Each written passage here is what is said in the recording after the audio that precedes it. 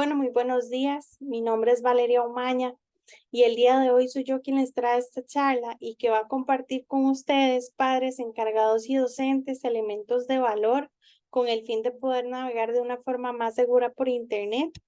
La idea es profundizar acerca de nuestros límites como ciudadanos digitales y sobre esas reglas de etiqueta que debemos seguir. Así que bueno, sin más, vamos a comenzar. El Internet es una red enorme, más allá de lo que nosotros podemos imaginar. El Internet es una red internacional que reúne una enorme cantidad de información, de personas, computadoras y software que funcionan e interactúan en forma cooperativa y global. El Internet conforma una especie de laberinto virtual que conecta computadoras de todo el mundo a través de diversos medios. Para ser más explícitos, el Internet literalmente significa red de redes o bien redes interconectadas. Esto haciendo mención a que en un día cualquiera se conectan a Internet millones de usuarios de países y ciudades distintas. Según los promedios mundiales, se estima que las personas pasan más de un cuarto de su día navegando en Internet y que alrededor de 6 de cada 10 seres humanos ya se encuentran en entornos digitales. Cada vez son más los dispositivos que permiten interconectar a personas, esto como lo son los celulares, las computadoras, los tablets e incluso las consolas de videojuegos permiten generar esta interacción entre los miembros de una comunidad. ¿Qué se necesita para conectarse a Internet? Bueno, necesitamos el equipo, la conexión y un navegador. ¿Qué es un navegador? Son esos programas capaces de leer información, la información que hay en los servidores web y presentarla en la pantalla de cada uno de los usuarios. Algunos ejemplos de algunos servidores son Google Chrome, que por ejemplo es uno de los más populares y conocidos, pero también existen muchos otros como Firefox, Safari, entre otros más. La privacidad es un derecho. La privacidad es un derecho que nos da además confort y seguridad. La privacidad es importante debido a que esta nos permite determinar cuándo, cómo y en qué medida nuestros datos pueden ser compartidos con otros. Sabiendo y teniendo esto presente, es mucho más sencillo comprender que solamente nosotros mismos podemos administrar nuestra información y asegurarnos de hacerlo de una forma justa y segura. Los datos personales tienen un gran valor. En la época actual, la información tiene un valor inimaginable. La información es un tesoro. Proteger esta privacidad implica no solamente mantener la seguridad de los datos personales, sino también permitir que las personas controlen la forma en la que usan y divulgan sus datos personales. Es un deber de nosotros como adultos no solamente resguardar nuestros datos, sino también los de los niños e inclusive irles enseñando a los más pequeños cómo gestionar y administrar estos datos personales. Las amenazas en Internet se vuelven cada día más complejas. Hace unas semanas tuvimos lo que fue el IGF, el diálogo de gobernanza del Internet, en el cual uno de nuestros panelistas explicaba la necesidad de que como ciudadanos debemos ser mucho más precavidos y en todo caso desconfiados para justamente evitar este tipo de amenazas. Es importante también porque él mencionaba que si hoy en día nos cuesta lidiar con este tipo de situaciones, con este tipo de incidentes que no son tan complejos, más adelante con la tecnología que habría podría ser incontrolable. Los programas maliciosos, lo que son los malware, son estos programas maliciosos que se instalan en nuestros dispositivos, ya sea celulares, tabletas o computadoras, con el fin de lograr 3 objetivos. El primero sería robar información, que esto se debe a la importancia de los datos, como mencionábamos anteriormente, y a los beneficios que puede generarle a los cibercriminales adueñarse de ellos. El segundo, que sería dañar los dispositivos, y el tercero, espiar a los usuarios. ¿Cómo nosotros podemos evitar esto? Bueno, evitando acceder a sitios dudosos o con seguridad mínima. Y si sos un menor de edad y tenés dudas sobre si estás accediendo a un sitio con una seguridad dudosa, lo mejor es solicitarle ayuda a un adulto y que le permita ser orientado de una mejor manera. Con respecto a lo que son los ataques a las claves, esta parte de la presentación me gustaría enfocarla con base a dos aristas o dos enfoques que son bastante importantes. El primero es sobre cómo generar una contraseña segura. Y es que, bueno, hemos escuchado un sinfín de veces anteriormente cómo gestionar o cómo realizar una contraseña segura, pero es que realmente esto es tan importante porque las contraseñas son la base de protección que tenemos para evitar el robo de información. Entonces, ¿cómo nosotros podemos gestionar o generar una contraseña segura? Bueno, podemos verlo en el siguiente ejemplo, que es el ejemplo que les muestro acá en pantalla. Esta contraseña que vemos está creada con base a esta frase de acá abajo, ¿verdad? Vemos que esta contraseña tiene mayúsculas, tiene minúsculas, incluso vemos que tiene números. Si queremos generarle algún otro tipo de seguridad, incluso podríamos agregarle un signo de puntuación. Pero esta es una forma de crear una contraseña muy segura. Y el segundo punto es que no solamente basta con tener una contraseña segura, sino dónde realmente estamos almacenando esta contraseña. Porque si la dejamos en un lugar en el que puede llegar a las manos equivocadas, ya no solamente fue importante hacerla segura, sino pues ya llegó a manos equivocadas y ya podemos tener un ciberataque con solamente esto. Entonces, es importante saber que nosotros la tenemos resguardada en un lugar en donde solamente nosotros o las personas de nuestra confianza tienen acceso a ella. Inclusive hoy en día los navegadores nos permite guardar esta información por medio de accesos biométricos en la que solamente realmente nosotros podamos acceder. Ya que como seres humanos, pues también se nos pueden olvidar, ¿verdad? Nosotros podríamos decir, bueno, es que las vamos a memorizar, pero a veces son tantas las contraseñas que se nos olvidan. Entonces, es mejor tenerlas en un lugar seguro, bajo ciertos accesos biométricos, en donde sabemos que solamente nosotros vamos a poder acceder. Ok, para poder protegernos de los ataques que existen en Internet, lo primero es conocerlos para saber a qué nos estamos enfrentando. Acá podemos ver cuáles son los tipos de amenazas más frecuentes, ¿verdad? Todos estos son estafas informáticas, pero que se realizan por medio de distintos métodos. Entonces, tanto el phishing, el ciberbullying, el sexting como el grooming son estafas informáticas, pero todos se dan por medio de distintos métodos. El primero que vemos por acá es el phishing, ¿verdad? Que este es un tipo de estafa que se realiza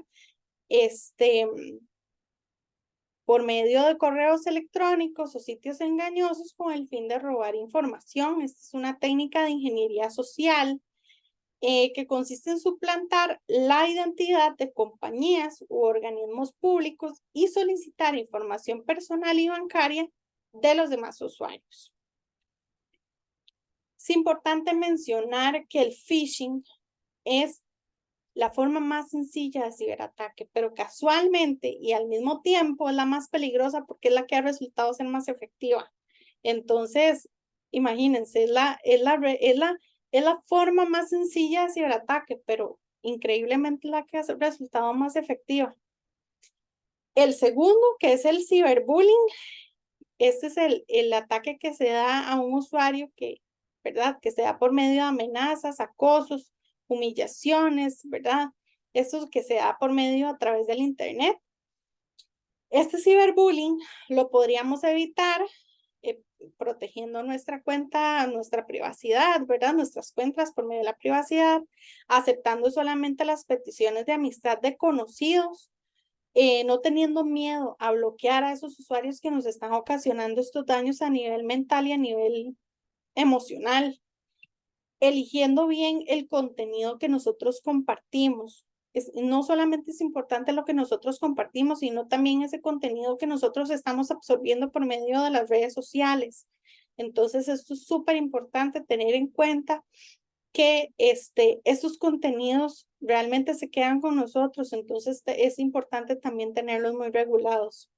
Ignorar los comentarios de los haters, ¿verdad? Porque no podemos permitir que lo que los demás nos estén diciendo también nos esté afectando de una forma tan importante.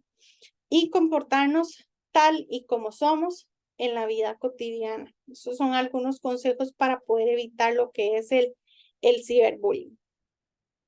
Con respecto al sexting o la sextorsión, es el envío de material íntimo o de contenido sexual por medio de dispositivos electrónicos. Y lo que es el grooming, que es el acoso que se da por medio de métodos virtuales, pero estos acosos son los que se dan de personas adultas hacia niños, niñas o adolescentes, o sea, hacia menores de edad.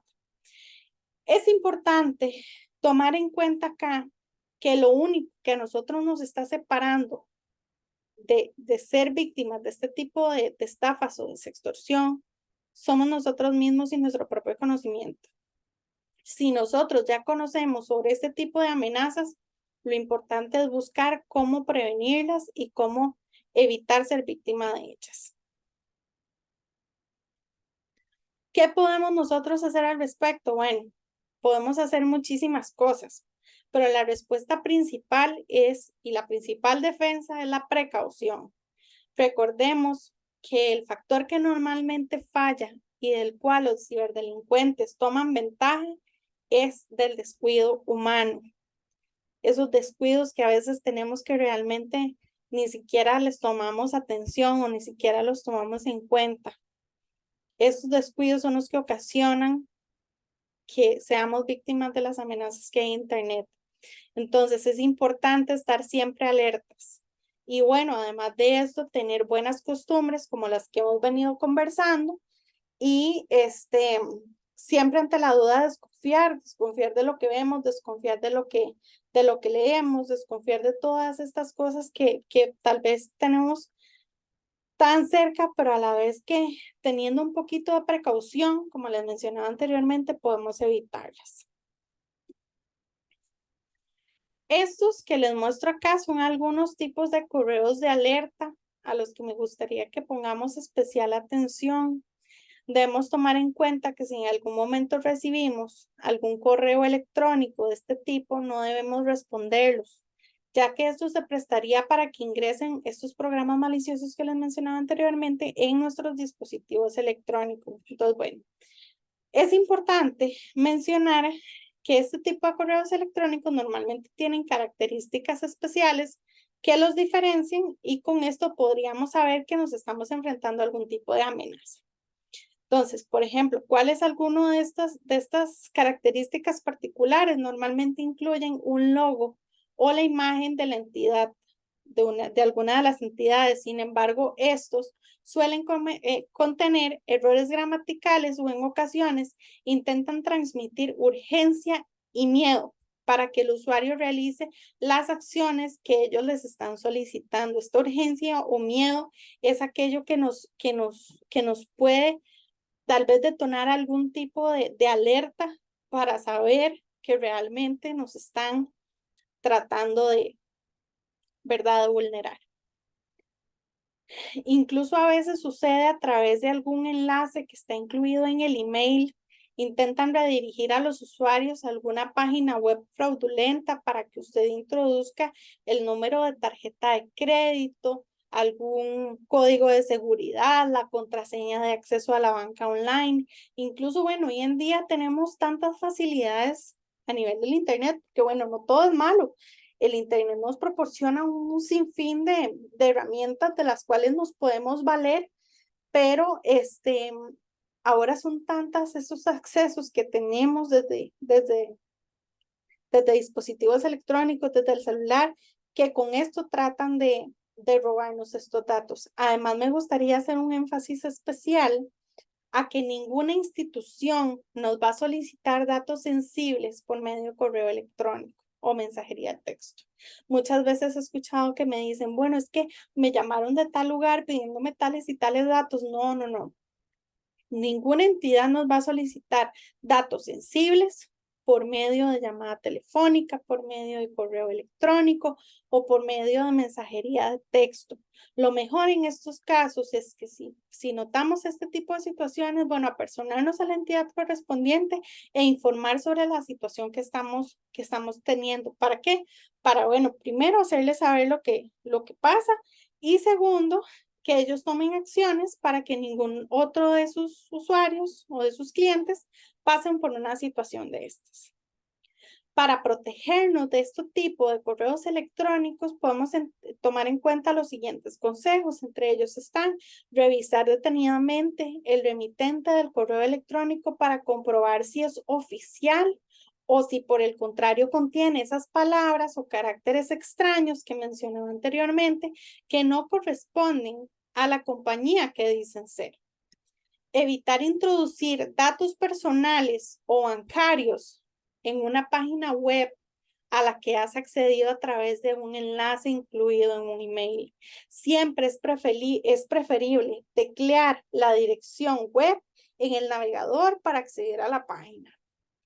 No descargar archivos adjuntos en correos electrónicos que nos resulten sospechosos o que no estamos esperando, porque también sucede muchas veces que decimos, bueno, este correo electrónico me parece que sí viene de alguna entidad, pero yo no lo estaba esperando, yo no estaba esperando este correo. Bueno, si usted considera que realmente no es algo que usted estaba esperando, mejor acercarnos a esta entidad. Incluso, bueno, lo que menciono de no descargar los archivos adjuntos de los correos electrónicos es porque a veces vemos que los correos vienen no solamente al cuerpo del correo, sino también trae archivos adjuntos y estos archivos son los que se instalan en nuestros dispositivos y vienen con algún tipo de amenaza. Entonces es mejor no descargarlos y evitar abrirlos siquiera. Como tip, ¿verdad? Es importante tener en cuenta no compartir información personal a menos de que sea con una persona de total confianza para nosotros. Además, es importante asegurarnos de que estamos en un lugar seguro en el que podemos transmitir nuestros datos de forma completamente confidencial.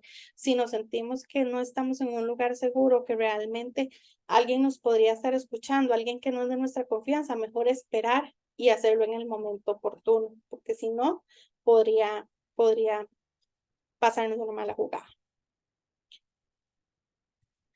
Con respecto a las aplicaciones, otro punto a lo que me gustaría dar especial enfoque el día de hoy. Las aplicaciones de nuestros dispositivos siempre deben estar actualizadas. Estas actualizaciones lo que hacen es mejorar el funcionamiento de las mismas y además darnos un factor de seguridad aún más. Estas actualizaciones lo que permiten es solucionar esos errores o esas vulnerabilidades que pueden ingresar en nuestros dispositivos. Así que siempre mantener las actualizaciones de nuestras aplicaciones. Tenemos a nuestra disposición múltiples herramientas que nos permiten lograr una mayor seguridad con respecto al uso que le damos al Internet. Tanto nosotros como los más pequeños de la casa. Así que este tipo de herramientas tenemos que saber que nos están ayudando a navegar de una forma más segura por medio de Internet y así lograr pues conservar nuestra privacidad. Entre estas herramientas está, por ejemplo, el firewall, que es un sistema de seguridad de red de las computadoras que restringe el tráfico de Internet entrante, saliente o dentro de una red privada. O sea, en palabras más sencillas, es una parte de la red que está diseñada para bloquear los accesos no autorizados, mientras que nosotros podemos seguir navegando de una forma completamente normal, sin ningún tipo de interferencias. Con respecto al control parental, bueno, esta parte va más que todo para los adultos o los padres de familia que nos están viendo. Estos controles parentales, por otro lado, son aplicaciones que las personas adultas pueden configurar en los dispositivos electrónicos con conexión a Internet para que los buscadores y las plataformas solo ofrezcan contenidos adecuados a las edades de las niñas, los niños y los adolescentes. Es decir, nosotros por medio de un control parental podremos lograr saber e identificar cuáles son esos contenidos que nosotros realmente queremos que nuestros niños tengan a la mano y cuáles no. Así que con esto nosotros lo instalamos en el dispositivo de nuestros niños. Es bastante sencillo, se hace casi que igual que cualquier otra aplicación y así podemos controlar cuál es ese contenido que nosotros queremos que vean y cuál es ese contenido que no queremos que vean. Y finalmente los antivirus, que son un tipo de software que se utiliza para evitar, buscar, detectar y eliminar virus en una computadora. Una vez instalados, la mayoría de los software antivirus se ejecutan automáticamente en un segundo plano para brindar protección en tiempo real contra ataques de virus informáticos. La importancia de estos virus, de estos antivirus, radica en protegernos de todos los problemas de seguridad a los que estamos expuestos durante nuestro día a día en la web. Así que bueno, estas son 3 tipos de herramientas a los que les podemos sacar el mayor provecho. Ya para ir finalizando, yo sé que ya lo he mencionado anteriormente con mucha frecuencia, pero igual me gustaría volverlo a mencionar. Una contraseña segura no es suficiente, siempre tenemos que tener ese respaldo, siempre tenemos que saber dónde la estamos almacenando para evitar que caigan las manos equivocadas. Las contraseñas son aquellos anticuerpos, yo les llamo así, esos pequeños anticuerpos que nos ayudan a defendernos de estos ciberataques y reducir el riesgo de una vulneración de la red. Entonces, para finalizar, me gustaría dar algunos consejos que si bien son para el público en general, me gustaría dirigirlos aún más para los niños, para que puedan ir aprendiendo de algunas buenas costumbres que puedan implementar para navegar de una forma segura por Internet. Entonces, entre ellos están no conocer personas por Internet. Las relaciones virtuales dan lugar a que desde el primer momento se puedan decir mentiras, hasta los detalles que en persona parecen imposibles de ocultar, tales como edad, género o aspecto físico. También se pueden alterar datos con respecto a la ubicación geográfica, situación familiar, económico, social. Entonces, es importante siempre tener en cuenta que no es lo mejor conocer personas por Internet porque todos estos datos realmente pueden ser falsificados. No enviar fotografías sin el consentimiento de los padres, y también podríamos incluir esto de evitar hacer publicaciones de fotografías de nuestros hijos en Internet, ya que esto puede dar lugar a suplantación de identidad o su robo de identidad. Niños, si te sientes incómodo con alguna situación, debes comunicarlo con un adulto de confianza. No publicar la ubicación en las cuentas de redes sociales. Esto va más allá de los niños. A veces nosotros como adultos publicamos esta ubicación en nuestras redes sociales y esto le brinda mucha información a los ciberdelincuentes. Es importante siempre cerrar la sesión de las redes sociales y también cerrar esas pestañitas que a veces dejamos abiertos, no dar nuestro número telefónico a desconocidos ni publicarlo en nuestras redes sociales. Poner también claves en nuestros celulares y en nuestros dispositivos electrónicos. Esto es sumamente importante. Bueno, con respecto a las preguntas de esta charla, si tienen alguna duda, si tienen alguna consulta, pueden dejarlas en esta misma publicación y allí las estaremos respondiendo. O bien pueden contactarnos por cualquiera de nuestras redes sociales, que las dejo por acá, son Facebook, Instagram, YouTube, LinkedIn o Twitter.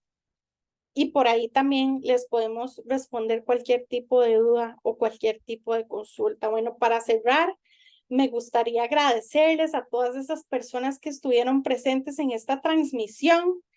Ha sido muy enriquecedor para mí compartir con ustedes todo este conocimiento, recordarles que navegar de forma segura por Internet en mucho depende de nosotros mismos y de nuestro propio conocimiento y que siempre ante la duda, pues lo mejor sería desconfiar. Muchas gracias a todos de verdad y que tengan un excelente día.